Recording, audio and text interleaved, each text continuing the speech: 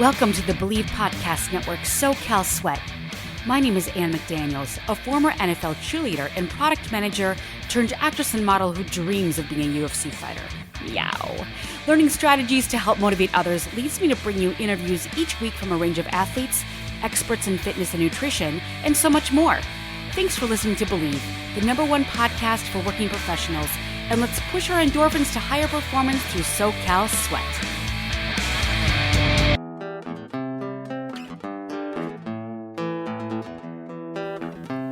This is your host, Anne McDaniels, and welcome to another episode of SoCal Sweat.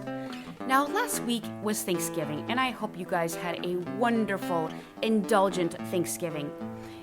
I hope you enjoyed everything. I hope nothing was off limits, but I also hope you feel no guilt. And if you were able to exercise proper portion control, good for you. It is there to be enjoyed. And I hope everyone's families and friends and everybody with travel was very safe. Now, interesting timing as we're going into the holiday season. The average weight gain from Thanksgiving until Christmas and into the new year is between 7 to 10 pounds. So if anybody, again, would like to refer back to that Thanksgiving podcast, it will share a lot of swap outs for nutrition of ways you can still indulge, and then, just different workouts to keep yourself in check while enjoying the holiday season, because nothing should really be off limits, honestly. So again, timing. We're going into the holiday season, and in the meantime, we have lost access to gyms.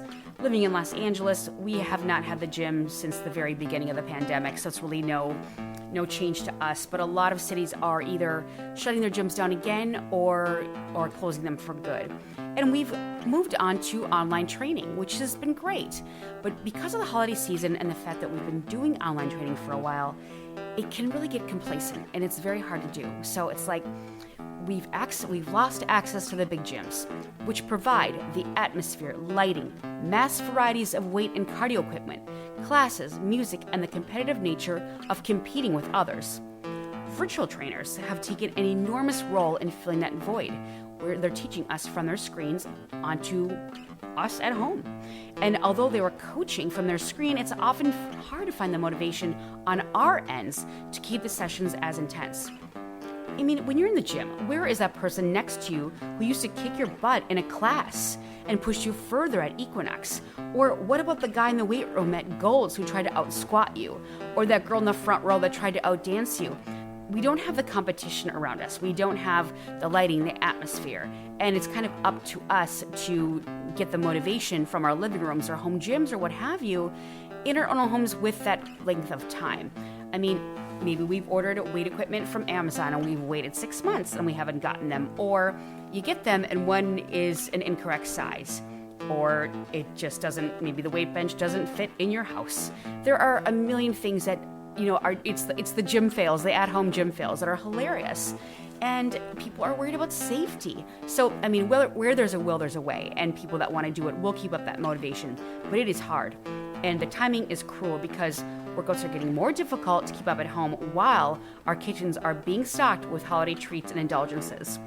Again, the average person gains between 7 to 10 pounds during the 6-week holiday season, roughly from Thanksgiving into New Year's Eve. So you can easily say, oh, whatever, these online workouts are boring, I'm really sick of it, I can't find the motivation, I just want to sleep in, let me just enjoy my eggnog and drinks and cookies and meat and everything like that. And you should enjoy, but if it's just a matter of keeping up intensity at home, Missy Berkowitz of Dig Your Deepest can really provide some great alternatives for you. The adrenaline rush may not be there from your gym or your people around you, but Missy Berkowitz, who has been doing online training since almost before the pandemic, she owns a company called Dig Your Deepest. Not only she does all the online training, but she also has a great apparatus called the Strongboard Balance, and she will offer all of our listeners free shipping if they'd like to order in the end. But she provides solutions to match the experience of any kind of intensity from home, including if you only have 15 minutes. She'll do methods like slowing it down, adding new challenges, adding new weights, less weights, resting less, resting more, changing your location, maybe altering your range of motion, altering speed, altering just locations, music. It can all be different. You can add different workouts as far as like holiday music, whatever you like to do with that. Add your family, add your friends, add your kids, nieces and nephews. It can be a family affair. But if it's just you and you're living by yourself, there are many, many ways that you can keep it up at home with that intensity, even only if you have 15 minutes while still enjoying the holiday season. So now I introduce you to Missy Berkowitz, online trainer of Dig Your Deepest.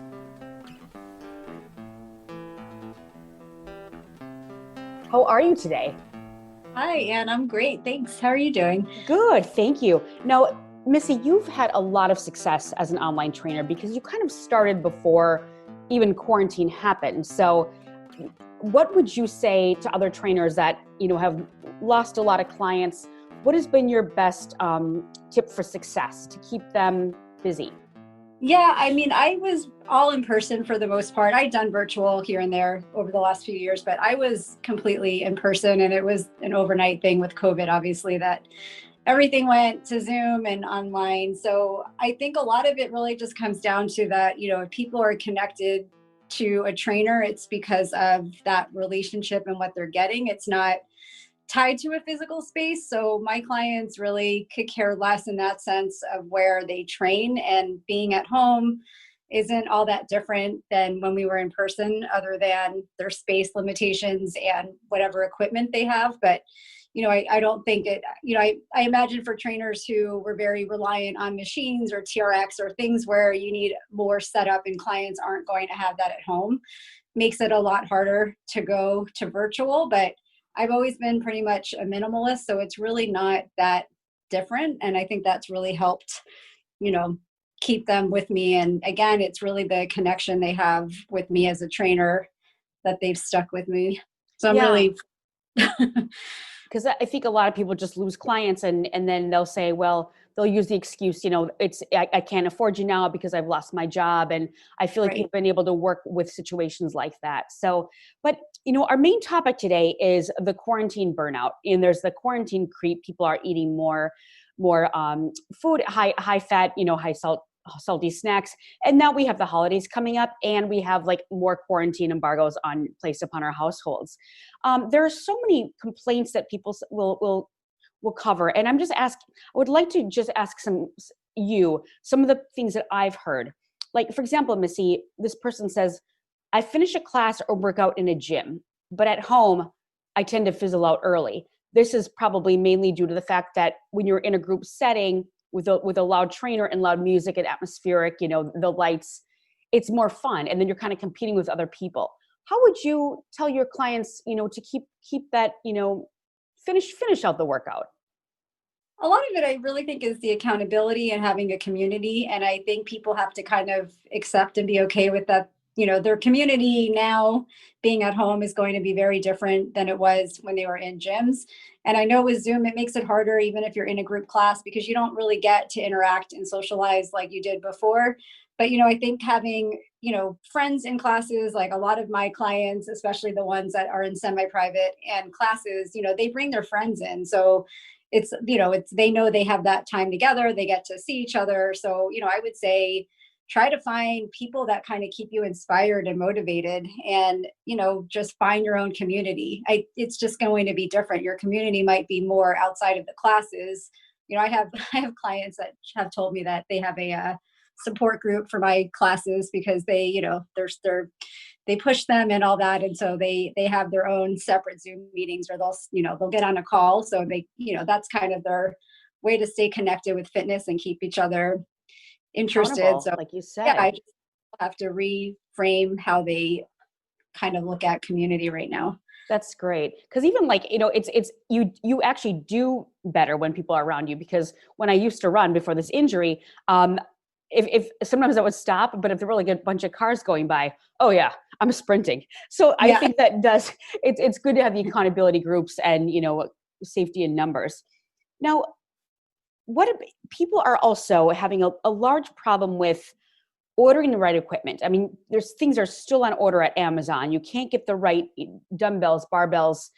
What would you say if you were, again, you're a minimalist and someone just doesn't have a lot of money? What are the things that they can get in their home that would be affordable, that would be accessible, so they would be able to keep up any kind of intensity or just an accountability workout on their own? Yeah, I think in terms of equipment, if people are able to get dumbbells, of course, try to grab those, keep an eye out. I know they can be hard. I have somebody that I was able to get a lot of stuff from in LA. I've called him my dumbbell dealer. So I've hooked up a lot Right. of my clients so that way they get it. But I know that's kind of rough right now for a lot of places. But I think, even just resistance bands are great.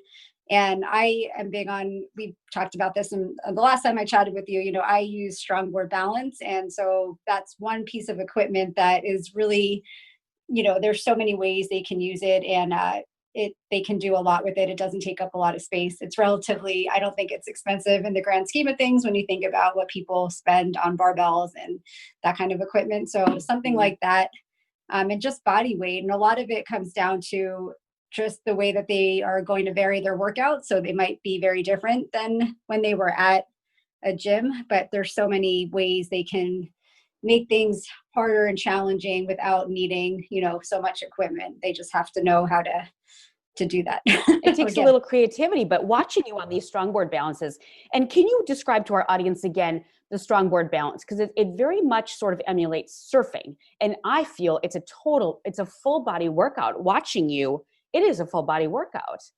Can you describe the concept around that? Yeah, it's a balance board. So it's basically two platforms and there's 4 springs between them. And so, you're never on a stable surface when you're on it. So it's, it's in the same category, I guess, if people know of both. So I know they're familiar with those. I personally prefer strong board. I think they're just more versatile to use, but the idea is you're doing things on an unstable surface. So that's why it's been great. I've been getting more and more clients to purchase them because it just is there's so many ways as a trainer I can get more creative with programming for people that don't have that much equipment.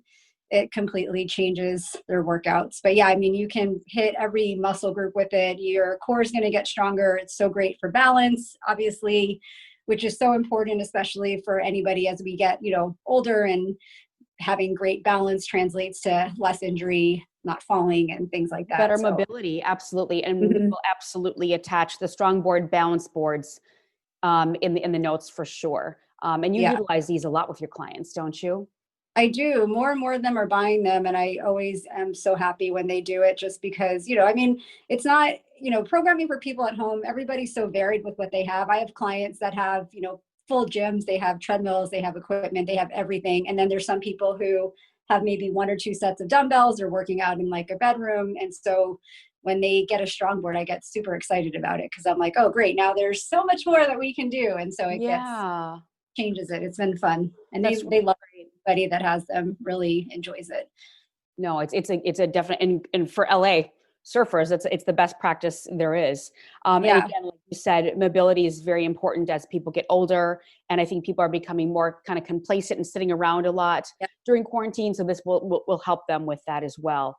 Now, a lot of people, there's so many people that do like these heavy, hard CrossFits, and it literally does burn a lot of calories and help people can keep their weight down with that, caloric burn.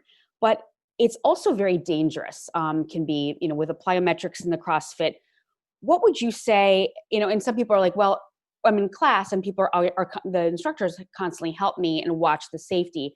And they're afraid to do these things at home. They can set up a board or they can set up some wood blocks and they trip and fall. What would you suggest for best safety practices with those kinds of workouts? Yeah, CrossFit's my jam. I've been doing it for probably almost a decade. So I can definitely speak to that. I started out, I obviously have more equipment than most people, but I did find a barbell. So I've been able to do that and I have the space for it. But, now that I'm in New Jersey, I'm back to having basically I have 1 set of dumbbells, a strong board, and resistance bands, all the things that I said people should get. that's all that I'm working with for and I've been here for a few months. I think what people have to remember too, CrossFit at its core is really about fundamentally it's foundational movement, and it's that minimalist approach. So you can still do a lot without having a lot of equipment. So, I get it. People don't have barbells. Like I miss doing pull-ups and gymnastics kinds of things. I don't have access to a rig or anything, but you can, if you kind of put that to the side and just, work with whatever space you have. I think a lot of it is, just being really conscientious of your surroundings. I recently, before I came out to Jersey, I actually had such a rookie mistake and I tripped on a dumbbell and rolled my ankle. Unfortunately, I didn't break it or anything. So I was like, oh God. So it spooked me. And I'm always telling people, make sure you know what's around you. But I think that's like a legit fear because people are working out in small spaces. And with CrossFit, or any workout, you're going from movement to movement. So I just think people, if they are nervous about that, just clear out a space or just assume that you're working on, the equivalent of a yoga mat. So you know what exercises to do that don't require you to take up too much space. I just think the logistics of it are really important. And then, in terms of doing plyometrics, because also a lot of people, especially in LA, they work out at home in apartments and they have neighbors below them, so they can't jump.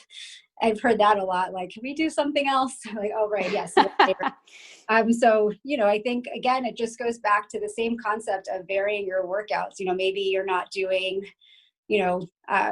squat jumps or box jumps, but just find things to get your heart rate up in place of that. Maybe you're doing more air squats or more reps of a different movement. Just kind of, I think people just have to make do with what they have. I mean, to me, that's the biggest theme in COVID. We're so trained or so what's the word I'm looking for, but we're so conditioned to do what we've been doing, and it's really hard mentally to let go of that because we love what we did, and it's hard to be like, well, this isn't the same, and it's not for some degrees, I guess, but just kind of changing what they have access to, and just remembering that CrossFit, and it's not really anything that fancy. It's hard because of the way that workouts are programmed. So but like you said, it's basically your own body weight. You can do your own body weight exercises even without with equipment. I do like that you were very transparent about the fact that you did trip over the dumbbell in your videos, because that just shows if someone like you, who's a complete trainer, trips and falls on a dumbbell in her own home, that's obviously something that other people can do. And when you say small proximity, apartments and homes, especially in places like LA and New York, it's also, people have dogs, people have cats. Right. All of a sudden, some Lego piece could cause, that commercial and cause you to crack your head open. So it can be dangerous. So I like that you really showcase that in your videos, and you were transparent about the fact that this happened to you and it set you back for like 2 weeks.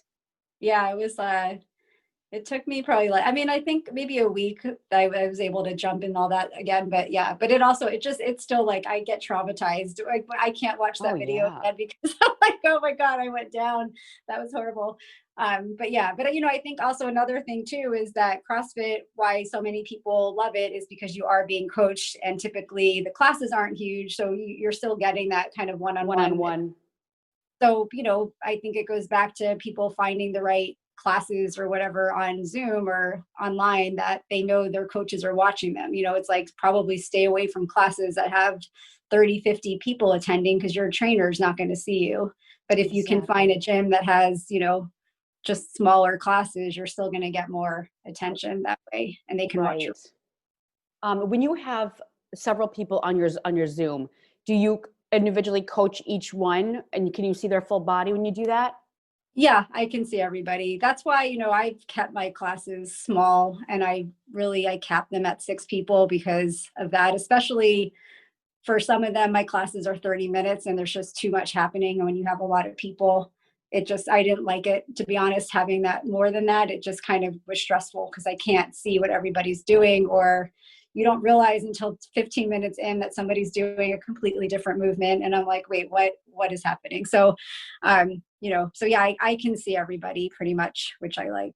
I think it's great because you could have been greedy and you could have been like, oh yeah, I want 30 because it's more money for me. But you cared about, you are a fitness leader and you cared about their safety and all the mobility, I think that's great, because I think that's where other trainers get too money hungry and they don't focus on, and I understand these are desperate times, but I love that you have great ethos with that. So it's great. Missy, back to when you said, and I loved what you said, that, we've kind of become so spoiled in the way we do things, and now we have to make a shift.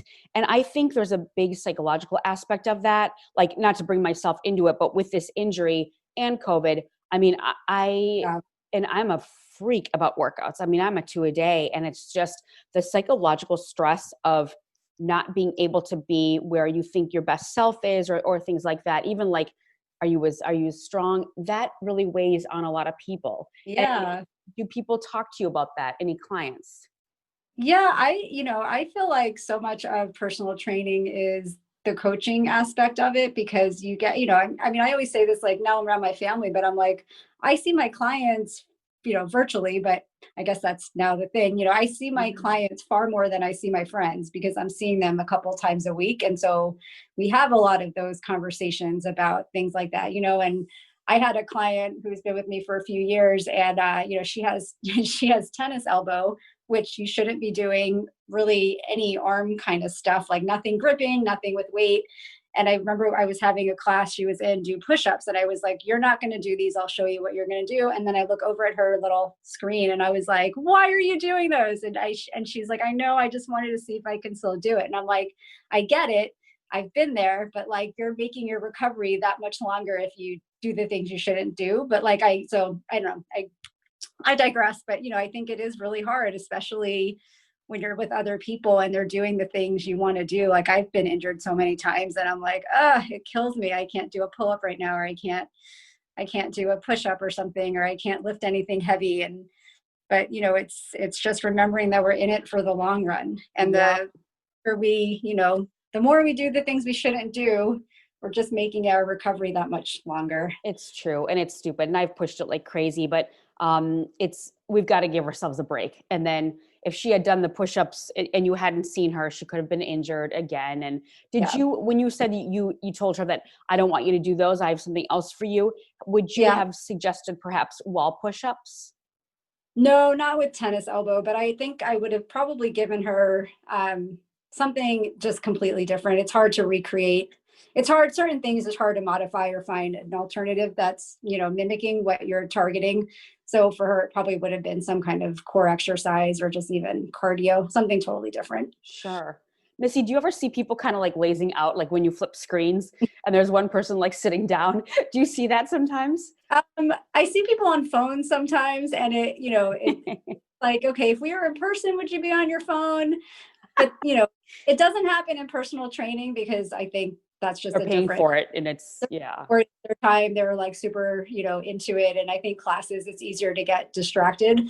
But and it used to be like, I used to want to be like, hang up your phone. And now I'm just kind of like, well, that's on them. If they're getting out of it what they want to, and they're okay distracting themselves with the phone, then like, so be it. They come back. So Absolutely. it's a reflection on I me. love that But you're like that. And I feel like just so many, there was a on the Today Show, or it was one of my friends who, he has 2 kids, and his son is like really athletic and his daughter is just not, but they have Zoom school and they have Zoom gym.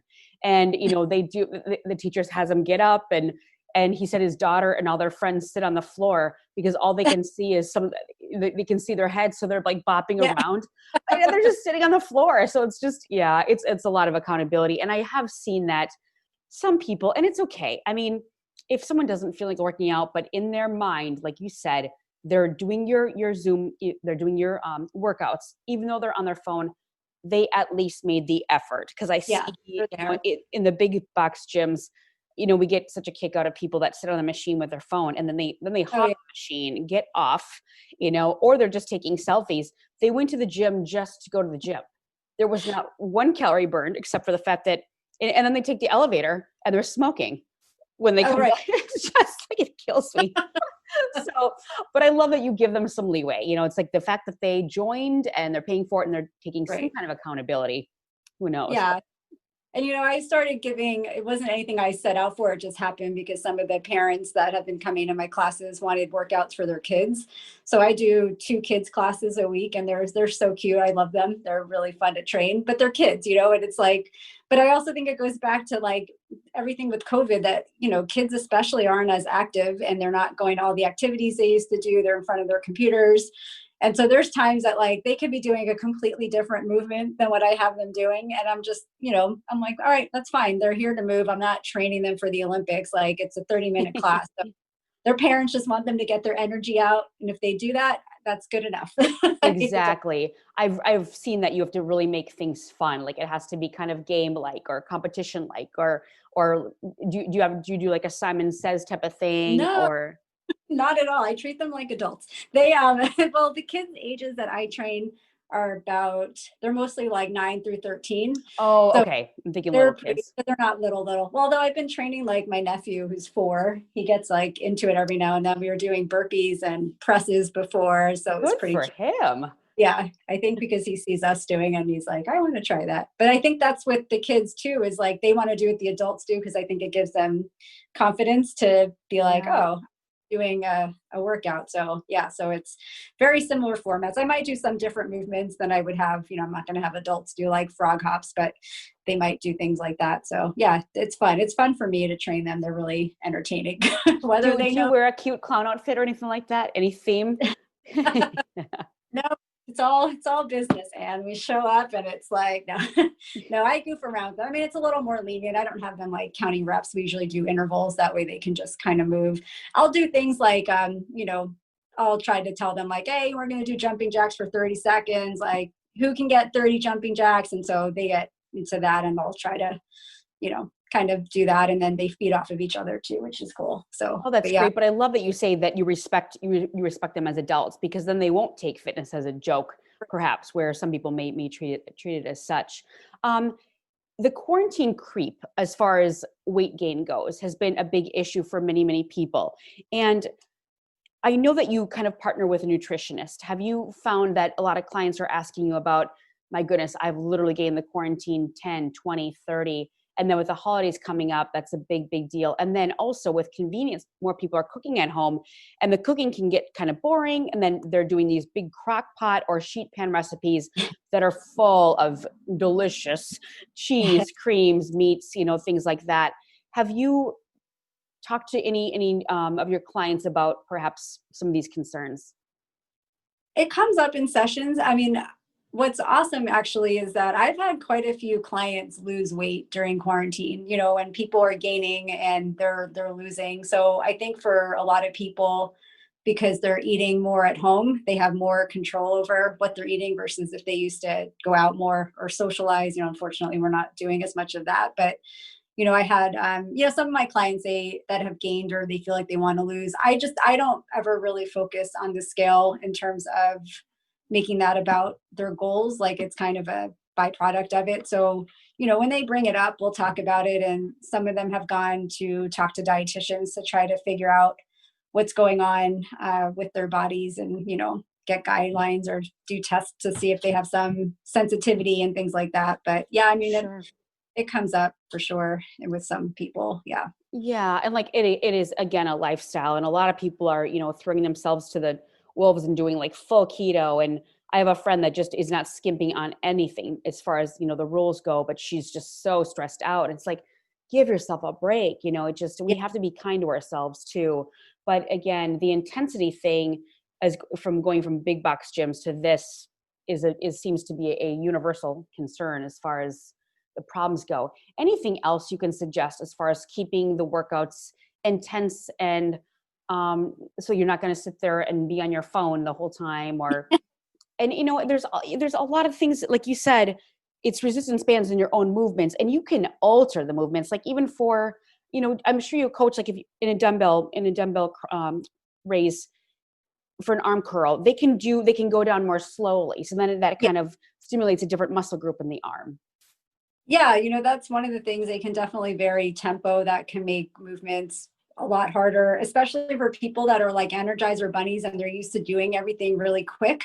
If you have them slow down, it changes it for them. It's like, okay, try to do, a row, but take 3 seconds to bring the dumbbell up, or even like squats with the tempo. Or so I'll have them do things like that a lot too, because that's another way people can vary things. Or if they get bored and they're like, I've been doing squats, like how many curls can I do? Just change it, or try, a single arm dumbbell curl, put Mm-hmm. that with both hands and try to do more reps or something. So yeah, I mean, you can play around with tempo, you can play around with the reps, how many sets you're doing, even your work rest ratio. I think too, people can make their rest shorter if they want to work for less time. cut your workout down to 15, 20 minutes, but make it like an intense 15 to 20 minutes. So make it so you're Sure. not resting for a minute after every set you do. And on that, Missy, we talked about the 15-minute workout that you would suggest if people only had 15 minutes to do something per day, if that. What would you suggest for the best 15-minute workout to get everything in?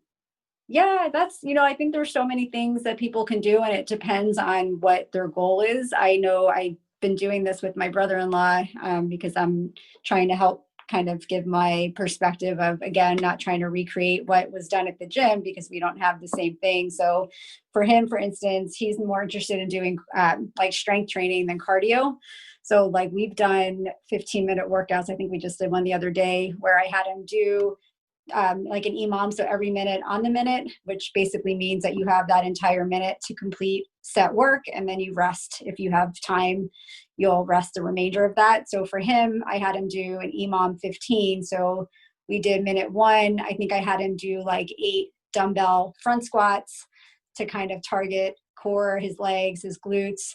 And then if that took him, let's say 25 seconds, and he was resting for 35 seconds. And then the second minute I had him do single arm rows, but again, to change the intensity of it, because he's been doing so many of them all the same way, I had him do it on the strong board. So he had one hand on the strong board, almost like you're in a renegade row position, but you have one hand on the board and then you have the dumbbell on the ground and you're rowing in that position. So I had him do, I think, 8 rows on one arm and switched, and then rested if he had any time. And then the third minute, I had him do seated presses. Because again, back to the whole thing of like, you can do so many variations of shoulder presses. You can make them a push press, a push jerk, but even sit, in a seated position where you have your feet straight out, you're going to engage a lot more core because you're not really getting any help from your legs like you would if you were standing. And so we did that with less reps because it's a lot harder to do them seated. So that was his third minute. I think I gave him like 6 presses to do. Because again, also like case in point, he has 1 set of dumbbells. So it's like, how do you work all your different muscle groups when you only have 1 set of dumbbells? So it was pretty effective. And, he was somebody who was spending like an hour on strength every week and just doing the same movements with, I think he probably had 12 to 15 exercises he was doing, but he was doing them the same. Because, yeah. So that's one way you can do, just kind of short rest, make it higher intensity. For people that want cardio, they can even follow the same format, do a 15-minute EMOM, but just do 3 different cardio movements. So depending again on your space and your neighbors and noise, you can do a minute of jumping jacks. You can do your second minute jog around your room. Your third minute, you can throw in like sit-ups if you wanted to do core or something basic like that. So I think, really just finding formats that are going to give you, and it's hard to answer in one thing because everybody is so different, but, as long as it's relative to the person that's doing it, to make it so that they're getting that intensity that they want to, or, less intense if that's what they're after. And mixing it up. What does EMOM stand for? Every minute on the minute. Oh, okay. Yeah, sorry, I should have said that. No, I think you actually did. I just wrote EMOM down. Yeah, that's great. I wonder, is he keeping up with you? Isn't he impressed with how much you can lift? Yeah, I don't know. I mean, they joke around that I'm the strongest person in the house. That's what the kids say. It's kind of funny. I don't know that I am, but yeah, I think it's cool for him to just try something different because I don't know if he would have if I wasn't here. So right. We've been out, like I'll give him a workout once a week. So that's, I get done with my clients on Sundays and then I'm like, all right, my 2:30 is here. And then that's great. Are you making him sore? Yes. Good. Not proud of making anybody sore, but it shows me that he's working his muscles differently because normally he's pretty, kind of leaves his workouts. Not that they weren't hard before, but when you do the same thing for a couple months, you're in that plateau state that most people want to get out of. I love that. Are you and your sister doing it now that you're home? I've given her a couple workouts. I mean, my workouts are so different from what they do. So we haven't worked out together, but I've given her a couple of workouts, even on the strong board. So yeah, she likes it. Even my niece and nephew, it's like a family thing now. Everybody gets.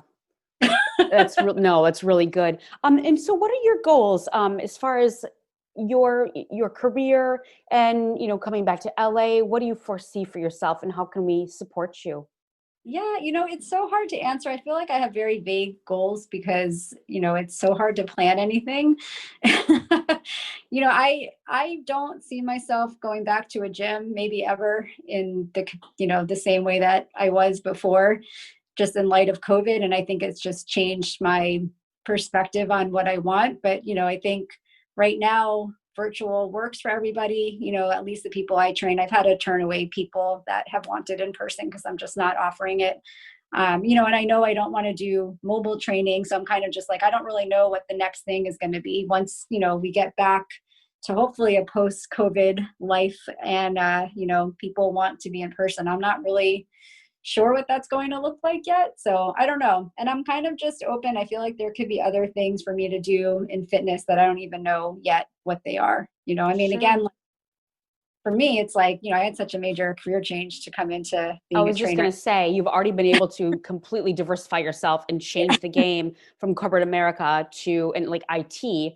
But again, Yeah. you were able to use those, great mathematical and IT skills to parlay your business quickly. Whereas, you were already on Zoom doing it while still trainers were still trying to figure out how to program their computer. You know what I mean? Yeah. So that's really helped you in that.